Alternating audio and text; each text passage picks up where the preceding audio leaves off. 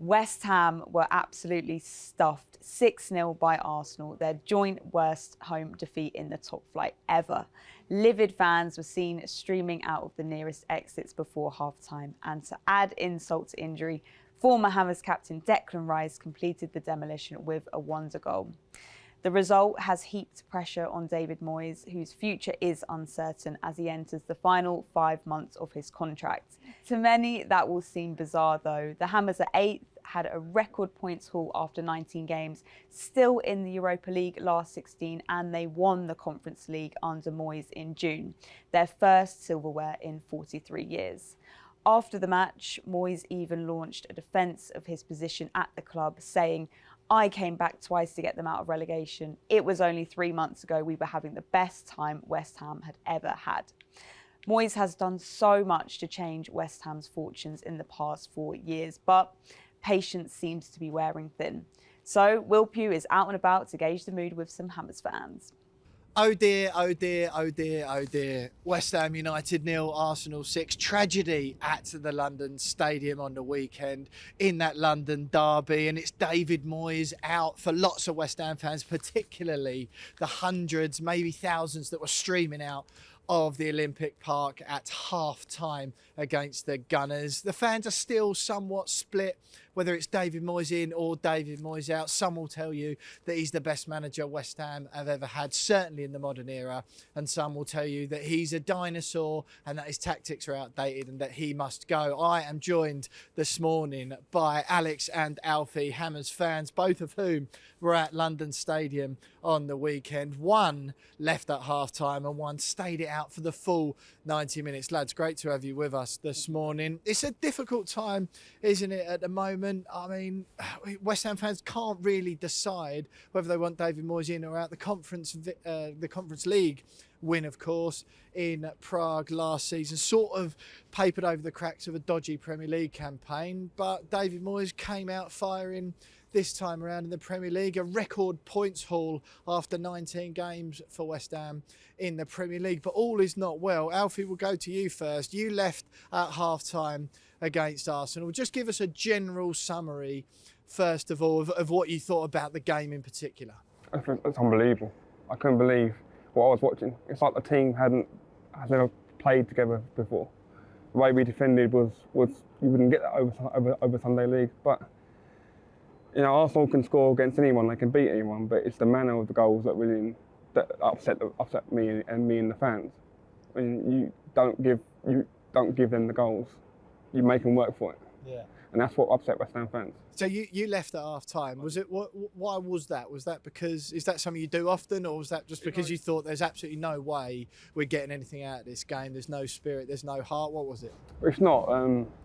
It was partly because of the way we were playing. We're never going to get back into it.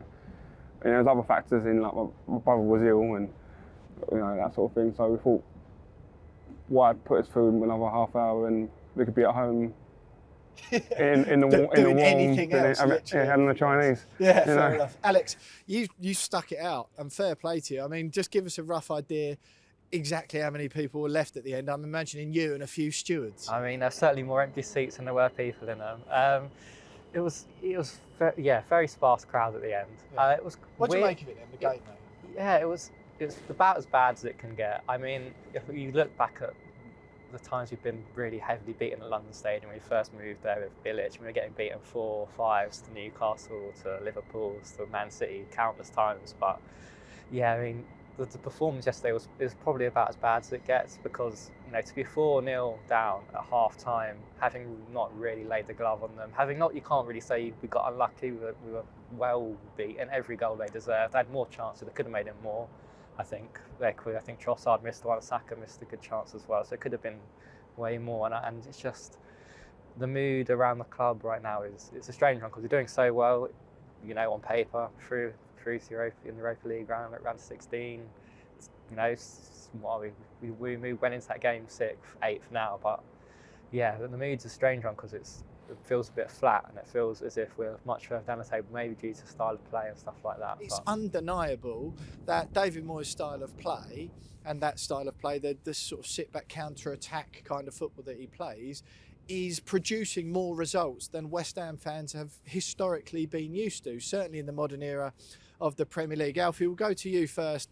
I just want to hear quickly, David Moyes in or out, and then a quick summary. We'll have the same from you, Alex, and then we'll sort of chat a little bit more around it. You can't argue with the results he's been getting. So before, people forget that before he came in, we were in turmoil. We were looking like to get relegated. He came in, Saved us from relegation. saved from relegation twice, got us into Europe 3 seasons in a row, won a European trophy. But on the other hand, I understand why fans are annoyed. They pay a lot of money for our season ticket. Mine was £700. Yeah. But in his decisions, it makes a decision sometimes that gives fuel to the fans when they're out of fire. So give us an example. When you say his decisions, what sort of stuff do you mean? He's sold Benrahma and Fornells, and then decided to put Ben Johnson on the left wing while our left winger Cornet is sitting on the bench, and that baffles me. He's paid £7 million loan fee for Calvin Phillips, put him on the bench. Those sort of decisions will give fuel to the fans' fire. They'll ignore what he's done previously, and then just focus honing on that. Well, those decisions you mentioned there are very, very short term, right? They are very very recent short-term. things. Yeah. Said Benrahma had got 0 goals and 1 assist in more than 20 games in all competitions this season, was offering nothing for West Ham, let's get it right. Pablo Fornells, similar, wasn't the same player he was in seasons gone past. His general mood had suffered a bit. And when these players were coming on for West Ham, they weren't offering anything anyway. So is there a bit more to, when you say decision making, what I find a lot of the time, listening to a lot of fans, especially the ones that are in the Moyes out brigade, is that when West Ham lose, it's all David Moyes' fault. When any bad transfers are made, it's David Moyes' fault rather than Tim Stuyton, the new sporting director who's been brought in, or David Sullivan, or anyone on the board. It always used to be Sullivan and Gold's fault when things were going wrong. Now it's all Moyes' fault. And then when West Ham win, it appears to be, that's all the players. They've done it despite David Moyes, which to me, listening to it, seems like fallacy. Alex, where do you sit on the David Moyes issue? I mean, at the moment I am Moyes in. If the season does peter out and we crash out Europa League, we drop into the bottom half, because we're not that far off, Wolves aren't that far behind us, then you can understand why you may want him out. That's such a West Ham way of looking at it, isn't it? It is. Look how far away we are from the teams below, rather than look how close West Ham are to the teams in 4th or 5th. Yeah, it's what we... But that is the point, that we are used to looking down, and recently we have been able to look up, which has been really good. However, you can't... people talk about, when we lose 6-0 to Arsenal, and, the reaction is sort of, well, Moyes is going to come out and go, well, look where we were 3-4 years ago. And... no, but it's 3 or 4 weeks ago. It is also, it's 3 or 4 weeks ago. It is 3 or 4 weeks ago, and that's why, exactly that reason why I feel some of the criticism is a bit unfair for me. I feel like, we are, we're still within reach of making Europa League again. If we can get 4 qualifications to Europe in a row, that's ridiculous for a club like us. That's got to be up there, the most amazing achievements. If David Moyes isn't West Ham manager, either at the end of the season or before that, Alfie, first of all, who would you have instead? And don't tell me Xabi Alonso. You've said that to me before, and I'm not having it. He's not coming to West Ham. I think realistically, either go for Graham Potter or maybe persuade Thomas Frank to make the move over to London. Thomas Frank or Graham Potter, Alex? I think Graham Potter's a fairly decent shout if we have the patience to let him build something. I'd really look at Gary O'Neill. I think he's done a really good job at Wolves, knows the club, former player of us.